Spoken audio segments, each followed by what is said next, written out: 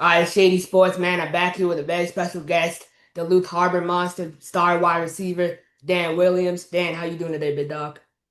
I'm doing great, bro. How you doing today? I'm doing good. I appreciate you coming on. So, my first question for you is you had experience with the Albany Firebirds this past camp. Following your camp experience, kind of what gave you the motivation to continue to push playing football? I would say shout out to the Albany Firebirds for giving me the opportunity. Um, but that wasn't in the plans. I bust my ass every day when I was in Albany. Great coaching staff in Albany, great players. The whole city of Albany is great. It just went in the plans. Yeah, that's really about it, really. I wish I would have stuck with the organization because they firing on all cylinders right now. They undefeated. They're doing big things at Albany. They about to go win the championship. For sure. And so after Albany, you had the opportunity to come here to Duluth with the Harbor Monsters. What's your first impressions of the organization? And just talk about how professionally it's ran compared to other spots you've been. I love Duluth. The whole community, the team camaraderie, the team chemistry we got on and off the field. It's just a great stepping stone to to greatness, I would say. Great opportunity to get to the next level as well. Speaking of the next level, you had the opportunity to play in the XFL when it was like really popping, and you played in the CFL. Which league do you think provided players more resources to be successful? I would say both because it's all about the chance of opportunity to get where you need to go.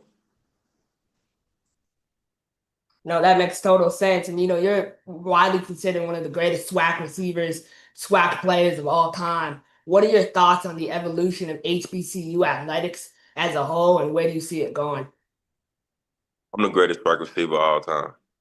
But yeah, the swag is the swag is different.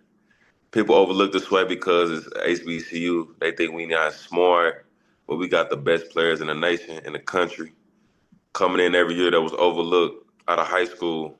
So stars don't matter. It's just what you do on the field, really, your production. And I definitely agree with that assessment. You spent multiple years in the NFL with a lot of high caliber organizations. What's your single biggest learning lesson from your time in the league? I would say me as a player right now, I would say maturity, growing, a lot of mistakes, a lot of hurdles, a lot of trials and tribulations.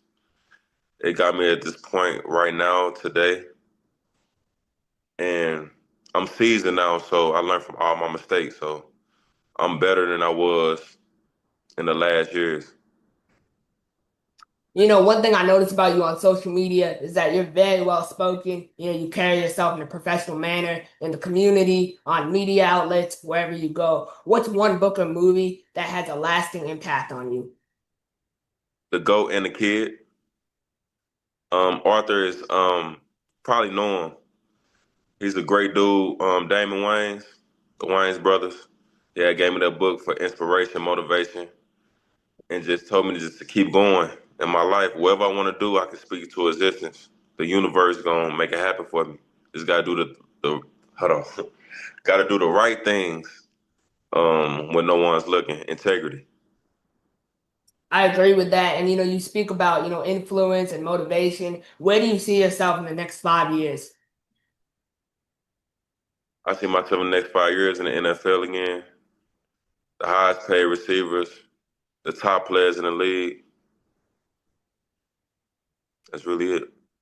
I definitely can see that happening for you. And one interesting question I have for you is NIL and transfer portal is very relevant today. What are your thoughts on that? And how would you have utilized that if you were in college today?